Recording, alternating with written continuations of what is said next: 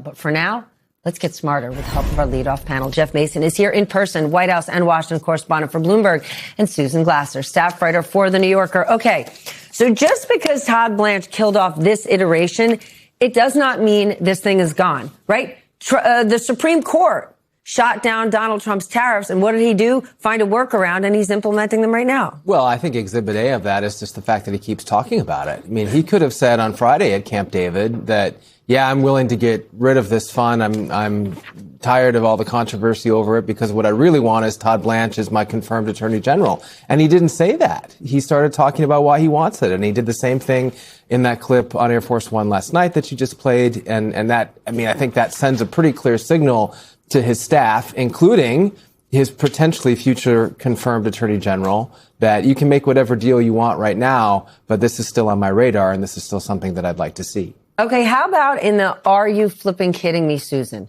The so-called limits on Trump's IRS immunity. Trump and his two oldest sons, Don Jr. and Eric, who run the business, and the entire Trump organization is still going to get immunity for all past tax returns. Like, this is beyond unprecedented, right? Like, when I call around to current Trump supporters, Wall Street guys, you know, until this one, they basically look the other way because they're getting what they want. I cannot find anyone who can explain to me why there's any legal or ethical reasoning why Trump and his sons and his business would have immunity, especially while there is so much business going on between the Trump organization and other businesses and other countries right now.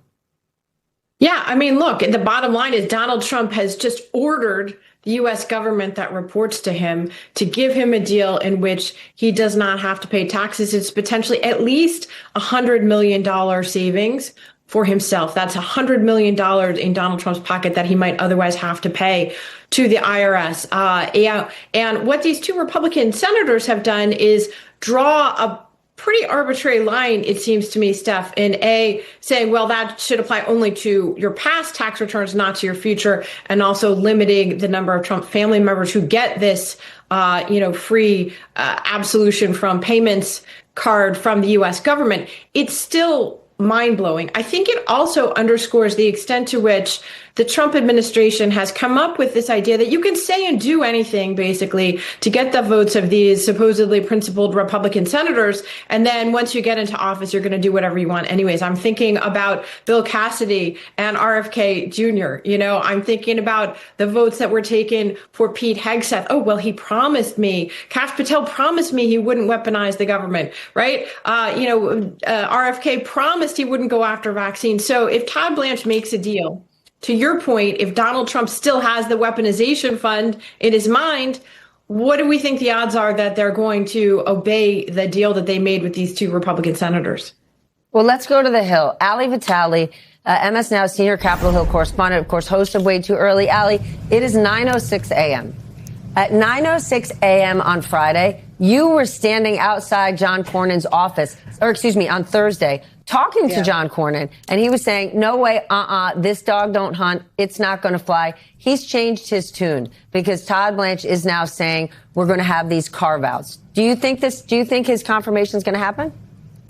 Yeah, Cornyn was saying, I'm prepared to vote no. And obviously he was prepared to do something he's not going to do because his office now says he's on board. And we haven't heard from Tillis yet, but by the metrics that Susan was talking about, these two senators laying out, both killing the fund and narrowing the scope of the IRS immunity deal, that does seem like what they got out of DOJ. And so I would imagine, we don't know for sure, that Tillis is likely the same as Cornyn. And that means this sails through committee when they meet tomorrow morning. And this brings me back to why I always come skeptical on the Hill with this idea of the so-called YOLO caucus and why I don't think the L stands for live. I think it stands for leverage. They got what they want here. The question is for someone like Lisa Murkowski or Bill Cassidy or maybe even Susan Collins. And I say maybe Collins because we haven't heard from her as much about this. But when I have my little unofficial whip count here and my question marks and my checkpoints, Cornyn and Tillis, I think, are checked off. But Cassidy and Murkowski said that they have the same questions as Cornyn and Tillis did. So do they feel the answers have been sufficient out of DOJ with this deal? I don't know, but that's a question that we have to ask once it gets to the full Senate floor, which it now seems like it's on a glide path to do. Okay, but Allie, these two gentlemen don't have to watch our programming or read your reporting to know that Trump's going to find a workaround like that, like exactly what we just laid out. Trump is going to do. And Thom Tillis and John Cornyn know that. They might know that, but they're getting what they asked for from the Department of Justice. And I think this is also why I often explain these Republican senators as senators who are scorned, yes, by the president, but they are also still Republicans. And I think that there is a desire to want to stay on the team. It's the same power, frankly, that was at play in the confirmation hearings that Susan was talking about when it came to Hegseth or RFK Jr. There's always a workaround to the guarantee that you get from the cabinet official, and you can hem and haw on the back end. And it's just clear that these lawmakers haven't learned the lessons in the way that Cassidy, who, voted for RFK Jr. despite serious concerns that were very valid about RFK's continued vaccine denialism. And he ends up yelling in committee at other nominees about that very thing that RFK Jr. has reneged on. And so it seems that no one is learning lessons, even as they are finding the exit in this Congress. Okay, then explain this, Jeff. Donald Trump clearly knows that if he wants to, he could keep Todd Blanche as acting attorney general for the rest of Trump's term without worrying about Congress. So why does he care about having this fight? Good question. I mean, maybe there's a possibility that someone would challenge the acting. I don't know if there's a limit to how long you're allowed to have an acting. I remember looking into that during the first term because he did it a few times, and I just don't remember that limit. Number two, I think Todd Blanche really wants it, and that may or may not be important to President Trump, but it's certainly important to his former personal lawyer. But it's, to the broader point, the issues that the president clearly wants, whether it's on this weaponization fund, whether it's related to the taxes, all of those things don't go away regardless, I think, of what deal the incoming, potentially confirmed Attorney General makes. All right, new topic, and it's almost amazing to me that this topic is the second topic of the day. Of course, it's the war with Iran. It feels crazy to say that an American president's comments about an active war feel like noise, but we have actually reached a point, Susan, where we're there. We're going through this pattern, it seems like every week, right? And especially on a Sunday night before the market opens. Oh, we're not going to escalate. These peace talks, they're really progressing. And Iran is saying, what are you talking about? We haven't said anything.